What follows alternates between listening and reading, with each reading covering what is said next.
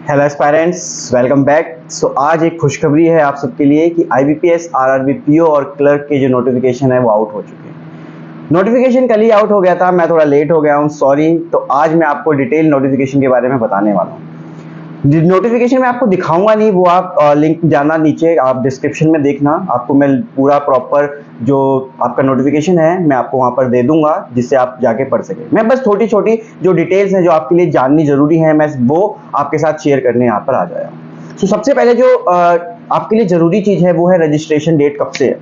तो रजिस्ट्रेशन की जो डेट है वो 7 से 27 तक है। तो आप इसके बीच में कभी भी रजिस्ट्रेशन कर सकते हैं, लेकिन मेरा मानना है कि 27 के आगे भी डेट जाएगी। मुझे ऐसा लगता है कि ये 27 के आगे भी एक हफ्ता एक्सटेंड हो सकती है। अभी तक जो मेरा दिमाग कहता है वो ये है, राइट। और अगर हम एडमिट कार्ड की बात करें तो वो जुलाई में इश्यू हो जाएंगे, क्योंकि अगस्त में आपका एग्जाम है। सो अगस्त में आपका एग्जाम है, तो उसके लिए जुलाई में एडमिट कार्ड जो है वो इश्यू हो जाएंगे। सो पहला एग्जाम किसका होगा, बाद में किसका होगा, तो वो भी मैं आपको बता देता हूं कि पहले आपके पीओ के एग्जाम होंगे और देन उसके बाद आपके क्लर्क के एग्जाम। सो आपके अगस्त में ये वाले एग्जाम्स खत्म हो जाएंगे। आपके जो प्रीलिम्स हैं वो अगस्त में आपके एंड हो जाएंगे। पहले पीओ का होगा और देन उसके बाद आपका क्लर्क का। पीओ का जो रिजल्ट है वो मे बी आपका सितंबर तक मिल जाएगा, या अगस्त के लास्ट या सितंबर तक आपका आ जाएगा, राइट। ऐसे ही आपके क्लर्क की भी बात करें तो वो सितंबर में आ जाएगा, वो फाइनल है। मेंस की बात करें तो फिर मेंस जो है वो सितंबर अक्टूबर में आपका हो जाएगा, ये कंफर्म है, क्योंकि ये प्रोसेस है कि 1 महीने के अंदर अंदर उनको काम पूरा करना होता है। सो आपका जो रिजल्ट है वो आपका सितंबर और आ जाएगा, और देन अक्टूबर तक आपका मेन हो जाएगा, और उसका क्लर्क का भी और पीओ का भी। तो दोनों मेंस आपके अक्टूबर तक एंड हो जाएंगे, राइट। और अगर इंटरव्यूज की बात करें, क्योंकि पीओ का जो एग्जाम होगा ऑफिसर स्केल 1, उसमें आपका इंटरव्यू भी होगा, सो वो नवंबर तक थोड़ा सा होता है कि नवंबर तक जाएगा, ठीक है। सो ये नवंबर तक की डेट्स आपकी फिक्स हैं कि नवंबर तक आपको कैसे प्रिपरेशन करनी है, राइट। और अगर अलॉटमेंट की बात करें, जो फाइनल रिजल्ट होता है वो आपको सबको पता होगा कि आरआरबी का 1 जनवरी को होता है। तो 1 जनवरी को फाइनल अलॉटमेंट हो जाता है, तो उसके लिए भी आप रेडी रहिएगा।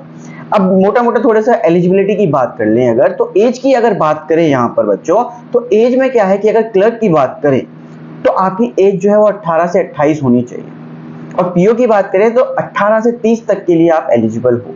सो आपकी एज जो है वो इसके बीच में ही होनी चाहिए, इससे ज्यादा या इससे कम नहीं होनी चाहिए। अब एज जो है इन्होंने कैसे चेक की है ये भी आप देख लेना, नोटिफिकेशन में मैं पिन कर दूंगा, आपको पता चल जाएगा।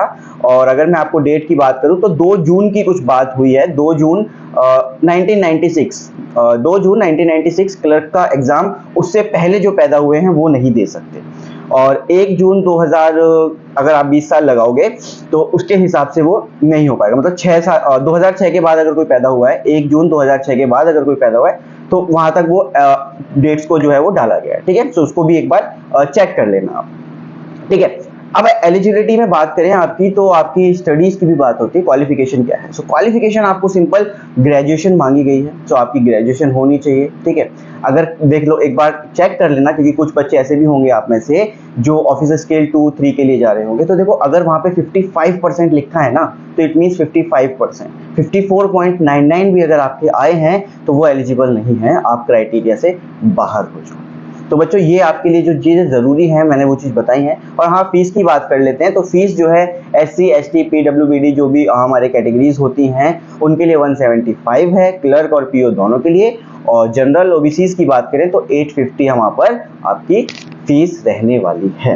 तो ये आपका थोड़ा सा नोटिफिकेशन की डिटेल्स थी जो मैं आपके साथ शेयर कर सकता था। नॉर्मल मैंने आपको यहाँ पर बता दिया है, और जो नोटिफिकेशन है वो मैं आपको डिस्क्रिप्शन बॉक्स में दे दूंगा। सो ऐसी और जानकारी के लिए आप मेरे साथ बने रहें। और हाँ, मैं आपको एक बात और बता देता हूँ कि मैं आगे IBPS, RRB, PO के काफ़ी चीज़ें आपको बताने वाला हूँ कि एग्जाम पैटर्न, एग्जाम का सिलेबस, एग्जाम को कैसे फॉलो करना है, एग्जाम की अप्रोच क्या होनी चाहिए, मतलब क्लियर करने के लिए हमारी अप्रोच क्या होनी चाहिए। सो मैं आपके साथ अपनी शेयर करूंगा अपनी बातें, जो जो मेरे एक्सपीरियंसेस रहे हैं RRB, PO और RRB क्लर्क को लेके, वो सब मैं आपके साथ शेयर करूंगा। तो मेरे साथ बने रहें और मैं ऐसी जानकारी आपको देता रहूंगा। Thank you everyone.